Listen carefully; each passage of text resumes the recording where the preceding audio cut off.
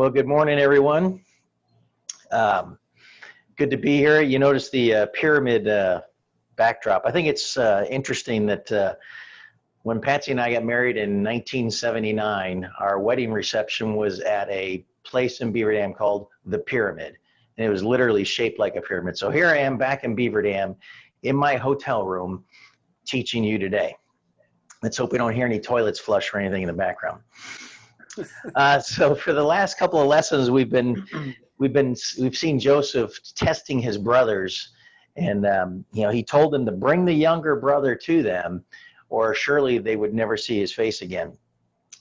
And for a long time, Jacob was content to just stay at home and keep Benjamin with him, since he was all that he had left. And we've said this a few times, but I just can't imagine how it made the other sons feel when he refers to Benjamin as all he has left.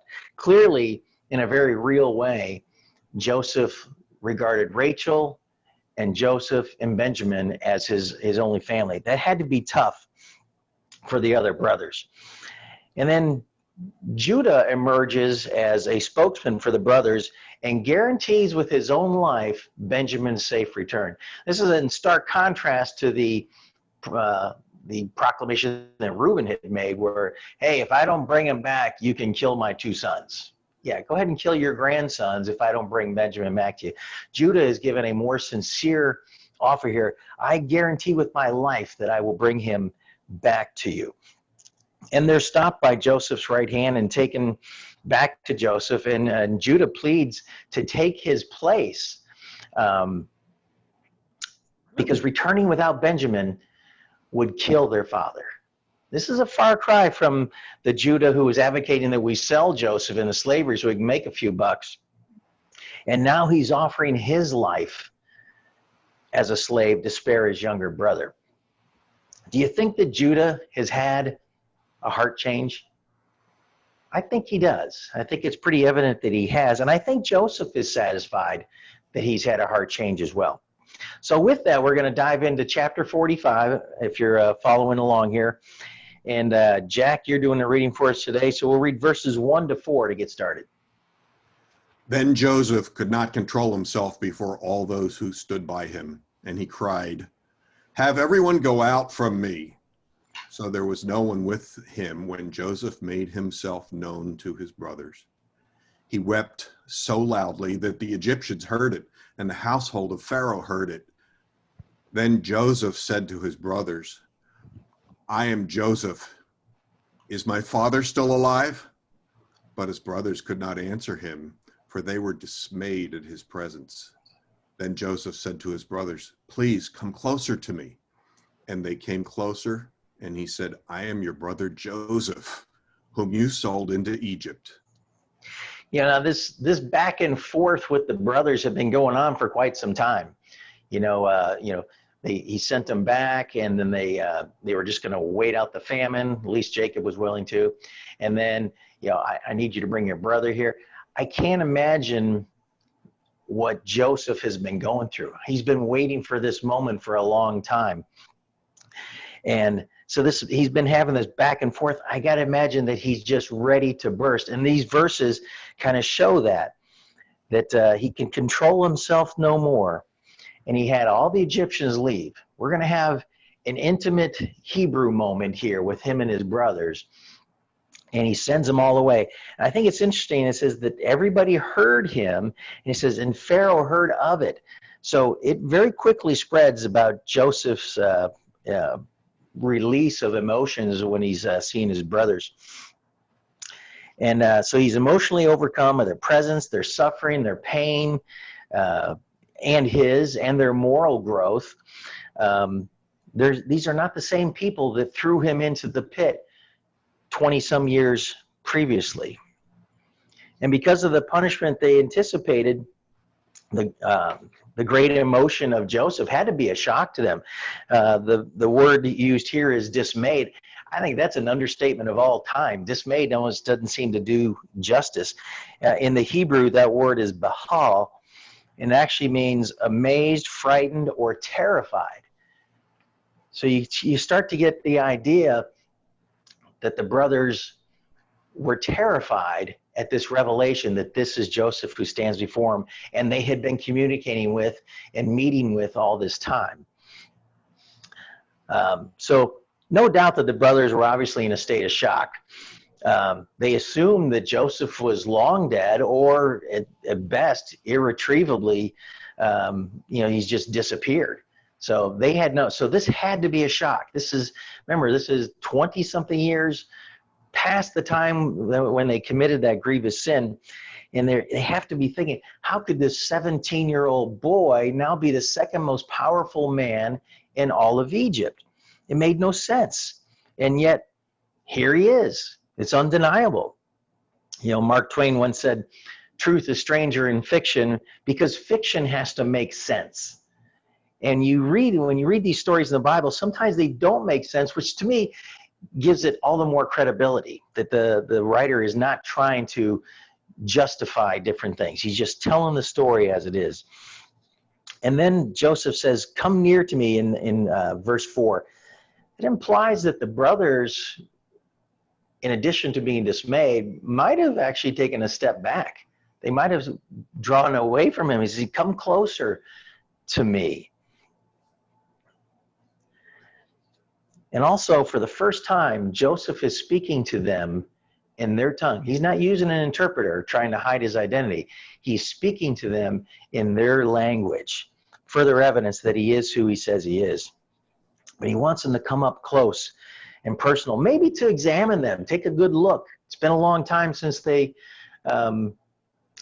seen him, but maybe you can see your brother through his eyes by getting closer to him. If you read Genesis 45 and you don't get caught up in the imagery, you've not done justice to Joseph's biography.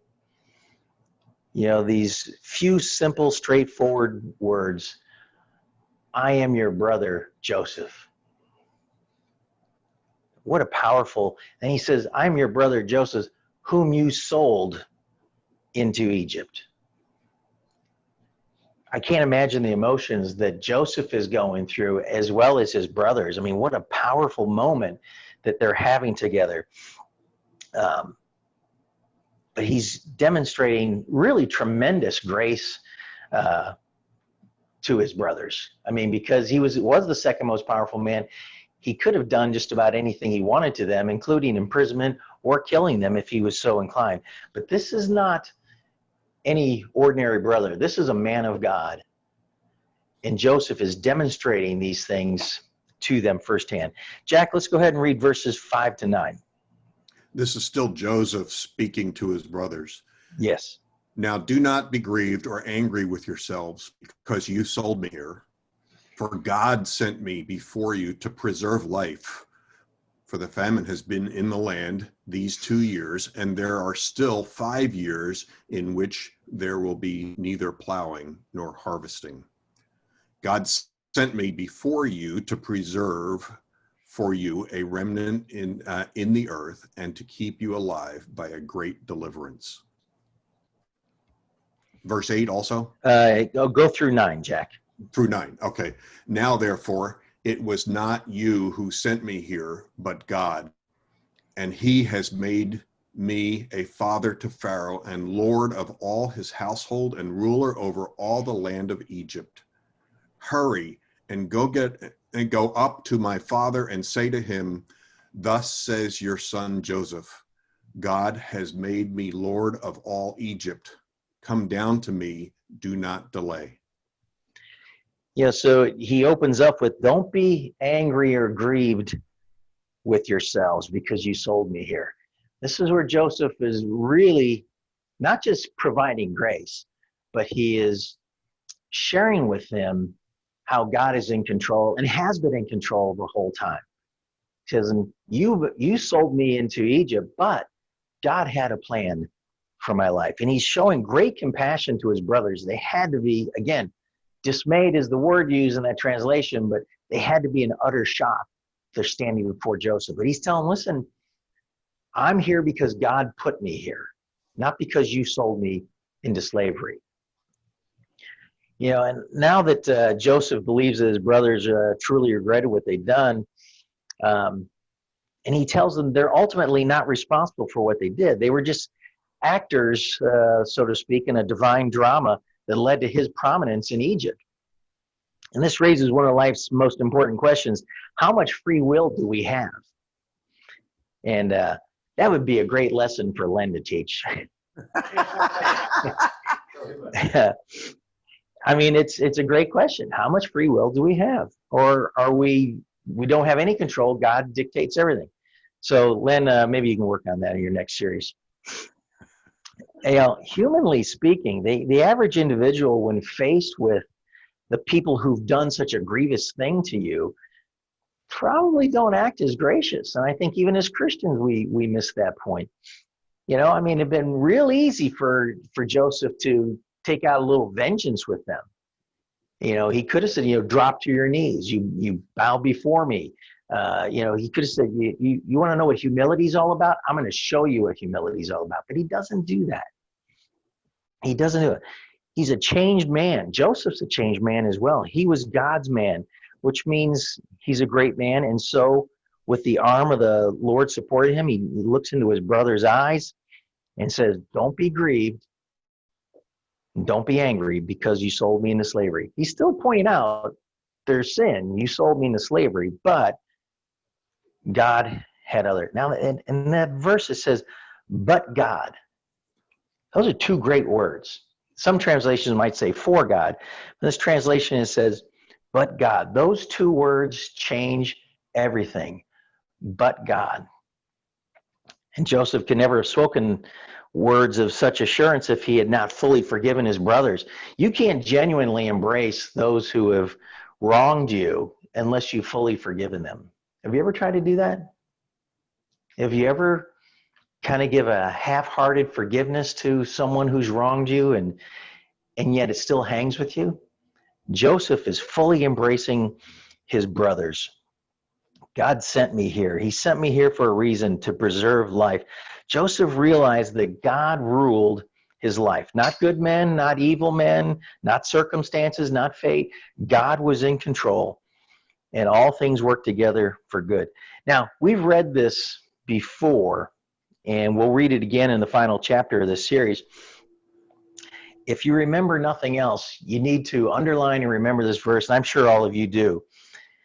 In verse 20 of chapter 50, he says, do not be afraid, for am I in God's place? He's saying to his brothers, as for you, you meant evil against me, but God meant it for good. And there's those two glorious words again, but God meant it for good.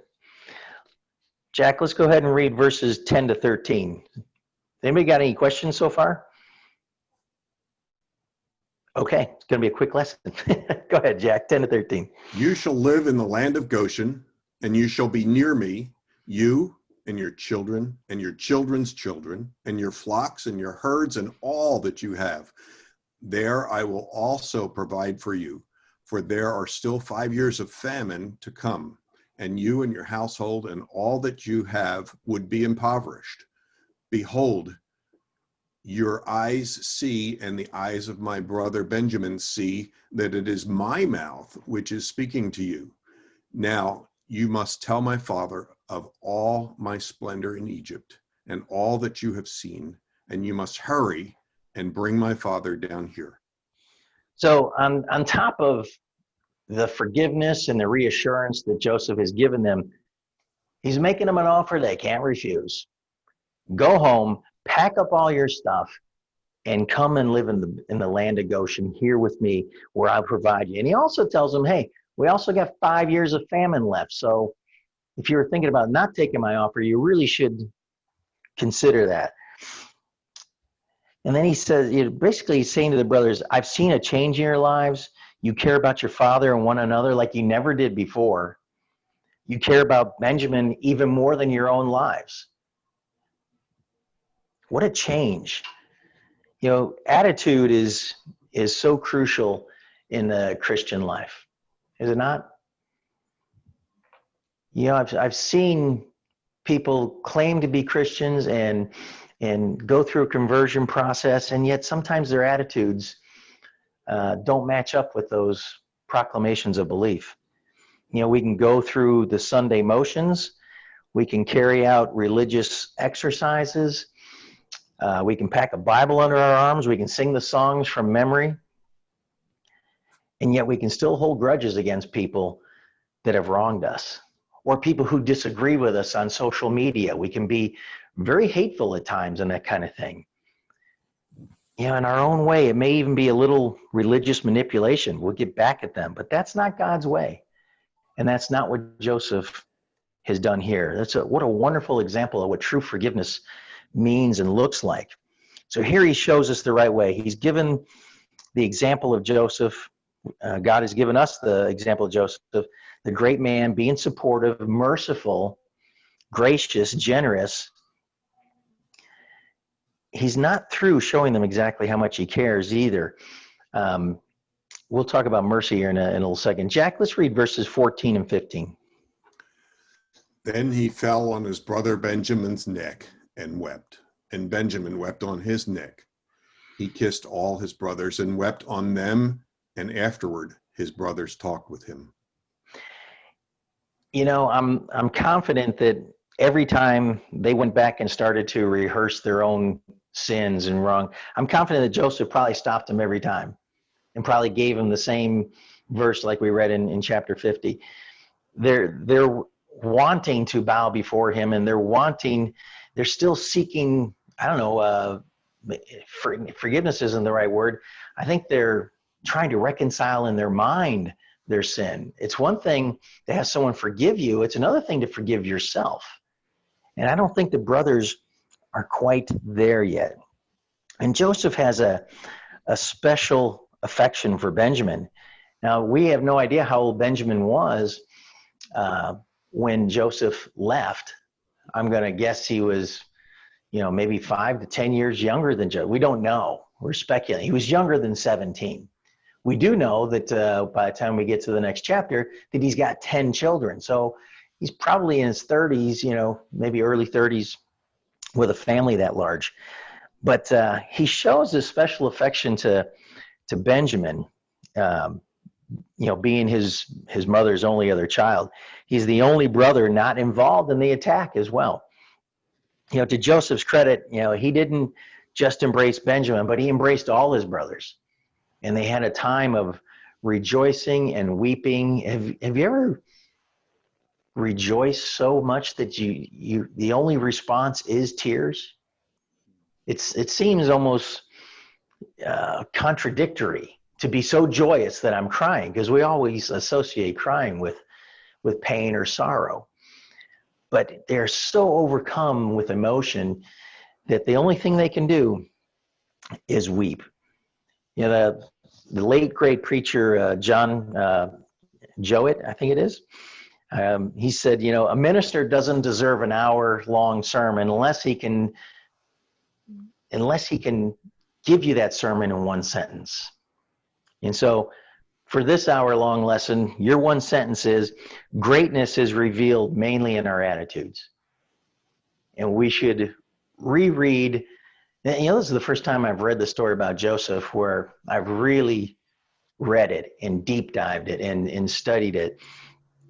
And you can't walk away with anything but how impressive Joseph is as a man of God. And we'd do well to mimic that. Now, if you're under the impression that you're going to be great because of some accomplishment you've achieved, and while harboring wrong attitudes, you're in for a rude awakening at some point.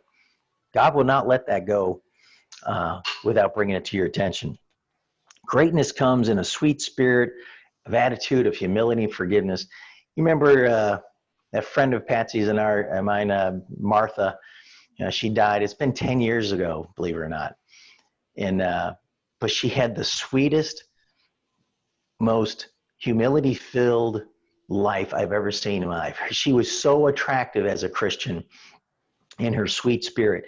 And that's what we're talking about here as well. How great is forgiving and how generous is his mercy. when I've had some times of trouble, and you guys are aware of some of that in recent years, you know, I got to tell you that you know, God beat me up pretty good on occasion. And one of the things that he taught me was that I was real quick to receive grace and mercy, and I wasn't always real quick to provide it to others. And that was a tough lesson for me to learn. You know, and I'm still learning some of that in you know, fear and trembling, as James would say. Jack, let's go ahead and read verses 16 to 20. Now, when the news was heard in Pharaoh's house that Joseph's brothers had come, it pleased Pharaoh and his servants. Then Pharaoh said to Joseph, "Say to your brothers, do this: load your beasts and go to the land of Canaan, and take your father and your households and come to me, and I will give you the best of the land of Egypt, and you will eat the fat of the land. Now you are ordered, do this: take wagons from the land of Egypt for your little ones and for your wives, and bring your father and come. Do not concern yourselves with your goods, for the best of all the land of Egypt is yours." You know, Pharaoh is indebted to Joseph in a very real way, that he, you know, he has saved the kingdom from starvation. And so he welcomes Joseph's family into Egypt with open arms and to help them avoid starvation. And on top of that, hey, listen, if you're going to move the whole family, you're going to need some more carts and wagons and whatnot. And he provides all of that to them. Of course, things would soon change in, you know, over the course of time. And I would encourage you to go back and watch Bart's lessons on the Exodus, because this leads right into us. We're teaching this a little out of order because of the COVID thing. But, you know, Pharaoh was saying, you know, pack up all your family and bring them here to be with us, and we'll give them the best of everything. Jack, let's read verses 21 to 24. Then the sons of Israel did so, and Joseph gave them wagons according to the command of Pharaoh, and gave them provisions for the journey. To each of them he gave changes of garments, but to Benjamin he gave 300 pieces of silver and 5 changes of garments. To his father he sent as follows: 10 donkeys loaded with the best things of Egypt, and 10 female donkeys loaded with grain and bread and sustenance for his father on the journey. So he sent his brothers away, and as they departed, he said to them, "Do not quarrel on the journey." Now, the brothers received transportation, provisions, garments, and riches because of who their favored brother was. Pharaoh blessed the sons of Jacob for Joseph's sake. You know, during the 7 years of plenty we saw earlier, Joseph had built vast storehouses and stocked them with the grain from the rich, fertile delta region of the Nile. And thanks to the guidance of God and Joseph's obedience, Egypt had an abundance of food. Now, upon hearing about his brothers going to come to Egypt from Canaan, Pharaoh agreed with his plan, and his encouraging response gives us clear indication that everything met with his approval. There's no hesitancy whatsoever on Pharaoh's part for what Joseph had did. In fact, so Joseph orders these things, and then Pharaoh adds on top of that. He took it a step further. He gives them wagons and transportation for all their possessions, their household goods. He promises the best of the land in Egypt. He'll give them upon their return. Everyone in the court of Pharaoh applauded Joseph's decision, and so I can imagine that Pharaoh probably has a fair amount of pride with this. Not only has Joseph done well for Egypt, but now it's his turn to provide for Joseph's family as well. And again, in this middle section, Joseph gave Benjamin some special treatment. While Joseph's preference for Benjamin's understandable, Joseph apparently has learned very little about the effects of favoritism here. Why do you think he was showing Benjamin this kind of favoritism? Anyone? Full brother. Say that again. It was his only full brother. It's only full brother. Yeah, I think that some of Joseph's attitudes are probably in sync with Jacob's. He considered Rachel his wife, his true love, and Benjamin and Joseph were the only two from that relationship. And so I guess you can see there'd be some favoritism. I guess if I had 10 half brothers and one full brother, I think you would feel a connection that maybe you don't feel with the half brothers, regardless of how long you've been with them. Now, notice that it's at the end there. It says, don't get into an argument on the journey. He knew his brothers pretty well, didn't he? But this is one of those things that when the Bible inserts something that just kind of randomly comes up. Okay, at the end of this section, there's no response to it. It just says, don't argue on the journey. It's kind of like when Joseph is described as exceedingly handsome right before he has all the troubles with Potiphar's wife. It's there for a reason, okay? But in this case, maybe it's just good advice. Maybe he knew the brothers so well that he knew that could be a problem. They've got riches now, even on the journey home. Maybe he did it because he was showing favoritism. It would be real easy to take that favoritism shown to Benjamin and do you want to cause him harm? But I think everybody is leading a changed life at this point. In the word quarrel, the Hebrew for quarrel says it means to be agitated or perturbed, and it's almost always used preceding a fight when it's used in Scripture. So Joseph knew his brothers. He knew their antagonistic personalities and the things they are prone to do. And they found themselves a little richer. Sometimes when you do get a little richer, sometimes it's easy to fall into some bad decisions, we'll call them. And perhaps they knew treating Benjamin with favor might be an option as well. And so he tells him, all right, go back and get Dad. Tell him this. Here's a bunch of food and clothing and money and everything else. It kind of reminds me when I was writing this of the admonishments my father would give to all these kids when we would load up for a trip somewhere.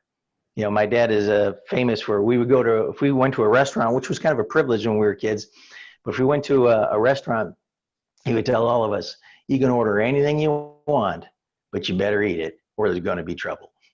And so he's telling them, don't quarrel here. Jack, let's go ahead and read verses 25 to 28.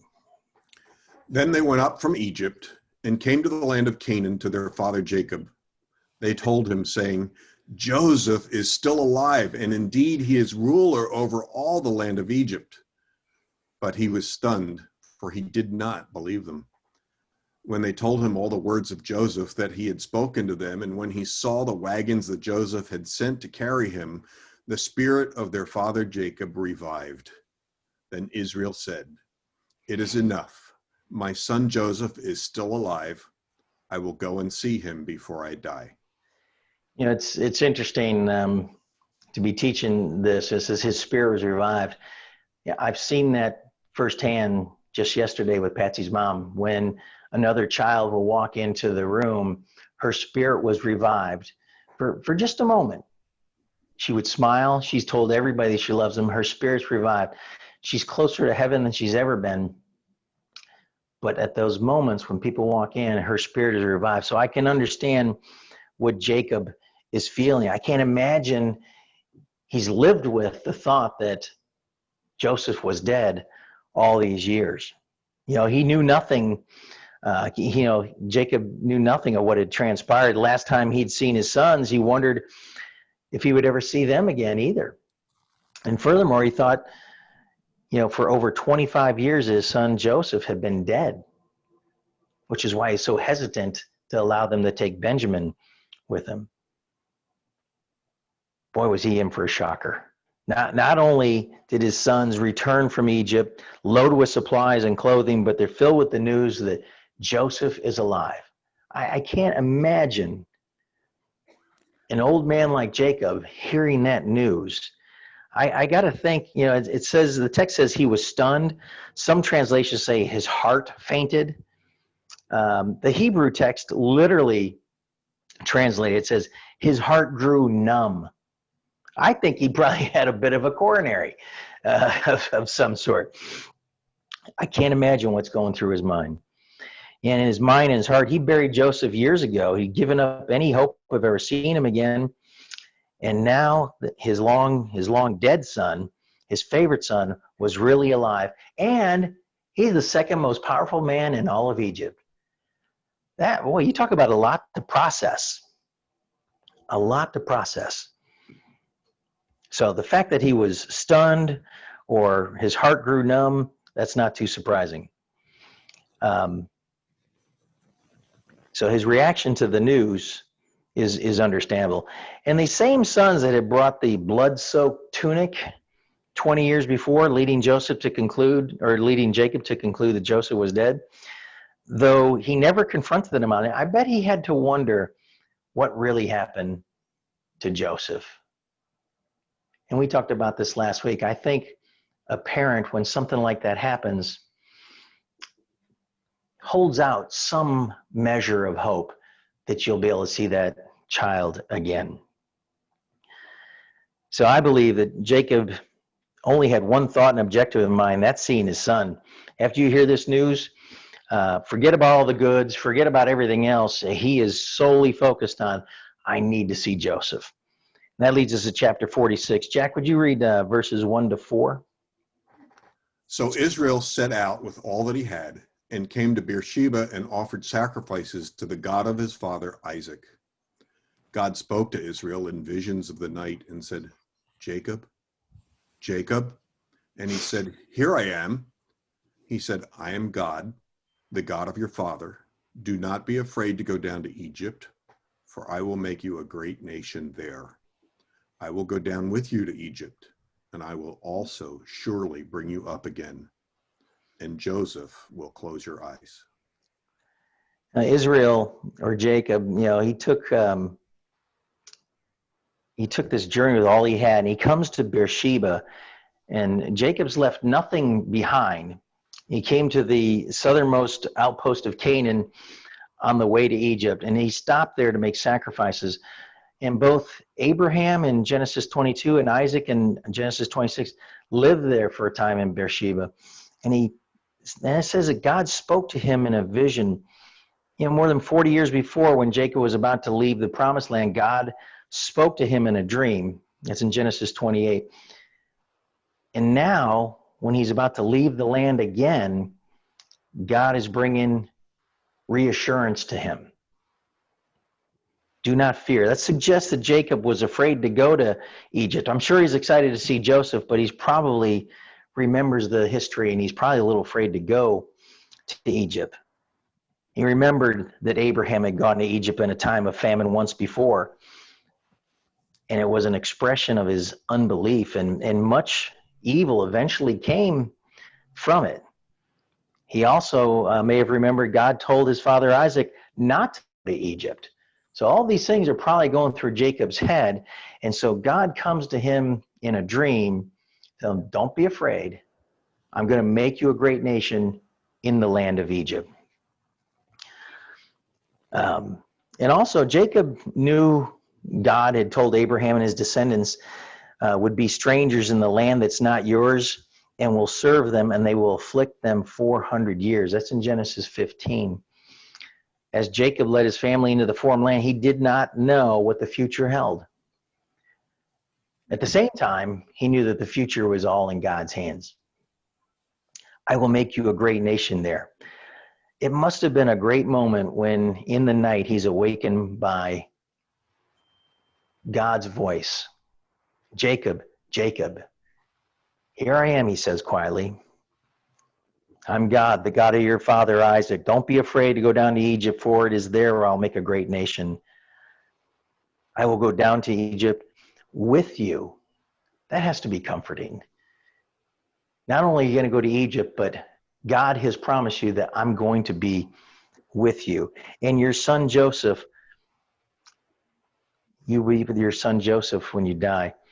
The great reason Jacob did not need fear the journey to Egypt was that God promised to bring him back to the promised land. That would be fulfilled after Jacob's death, but it would be fulfilled, and Egypt would never be a permanent home for Israel and his children. And then he tells him one final assurance is that it will be Joseph who will close your eyes. You will get to be with Joseph till the end. Jack, let's go ahead and read verses 5 to 7. Then Jacob arose from Beersheba, and the sons of Israel carried their father Jacob and their little ones and their wives in the wagons which Pharaoh had sent to carry him. They took their livestock and their property, which they had acquired in the land of Canaan, and came to Egypt, Jacob and all his descendants with him, his sons and his grandsons with him, his daughters and his granddaughters, and all his descendants he brought with him to Egypt. Now, from this point through verse 27, Scripture lists all the names of the children and grandchildren, and we're not going to read all that. If you want to read through it yourself. Jack, do you want to read it all? I didn't want to read it, but if you want to read it, I'll let you do that. Like many great works of God, Israel had a slow beginning. From the time God called Abraham, it took at least 25 years to have one son, Isaac. It took Isaac 60 years to have another son, Jacob, or Israel. It took 50 or 60 years for Jacob to add 12 sons and one daughter. But in 430 years, Israel would leave Egypt with 600,000 men, plus women and children. It took this family 215 years to grow from 1 to 70. And took another 400 to grow to probably 2 million people or more. So let's wrap up with skip down to verse 28 to 34, Jack. Now he sent Judah before him to Joseph to point out the way before him to Goshen, and they came into the land of Goshen. Joseph prepared his chariot and went up to Goshen to meet his father Israel. As soon as he appeared before him, he fell on his neck and wept on his neck a long time. Then Israel said to Joseph, "Now let me die, since I have seen your face, that you are still alive." Joseph said to his brothers and to his father's household, "I will go up and tell Pharaoh and will say to him, 'My brothers and my father's household, who were in the land of Canaan, have come to me. And the men are shepherds, for they have been keepers of livestock, and they have brought their flocks and their herds and all that they have. When Pharaoh calls to you and says, 'What is your occupation?' you shall say, 'Your servants have been keepers of livestock from our youth until even until now, both we and our fathers, that you may live in the land of Goshen, for every shepherd is loathsome to the Egyptians.'" So the first part of this, we see the reunion with Jacob and Joseph. It's more than he ever dreamed of. He'd heard the news that his favored son now lived, and now it was fulfilled. What a dramatic change in the attitude from before. Remember, just shortly before, all things are against me, that he's grieving. Remember this? Everything was against him. And now God has provided his beloved son back to him, and everything is well with him. And in the next section, I thought it was kind of curious, but Joseph says to his brothers, he says, "Hey, I'm going to go to Pharaoh and I'm going to tell him, here's my brothers and their household, and here's what they do for a living. And if he asks you, what's your occupation, you tell him you're keepers of livestock." Anybody have an idea or thought on why he would do that? He's basically asking them to adjust the resume. Why would he do that? I think it's because he wants to have a separation between God's people and the Egyptians. Okay. Anything else? How did How did Egyptians look upon shepherds? They were detestable to them. I'm sorry, I didn't quite hear that. No, the scripture says that shepherds were detestable to Egyptians. Detestable. That's right. That's right. So he's telling, like, listen, don't tell them you're shepherds, even though you look like shepherds. But you tell them you're keepers of livestock. And evidently that's different than just being labeled a shepherd. And Jacob would live. I'm sorry, somebody has something to say? Yeah, I'm sorry, John. It's Ross. No, go ahead. It was also noticed earlier on when we were reading, Pharaoh had told them, don't bring anything with you. You'll be able to have everything from the land of Egypt. So it's kind of interesting that he now tells them, oh, by the way, I got all this cattle and stuff that I'm bringing with me. So Pharaoh Pharaoh had sent all the carts, and Joseph had already told them that you bring everything. And that's exactly what they've done. And maybe he's adjusting some of this because there's a bunch of sheep probably that are with them. Jacob lived another 17 years with Joseph, kind of bookending the 17 years he had him before he vanished from his life. And Joseph became the representative and the advocate for the whole family. They came to safety in Egypt, but they needed Joseph to represent them. It's the same pattern, the believer who needs Christ to represent him or her. And so we come to the end of that chapter, and Joseph is restored with, I missed a whole bunch of slides here. And he restored to his brothers, restored to his father. His father is seeing his son that he hasn't seen in 25 years. And thus begins a remarkable chapter in the country and people of Israel.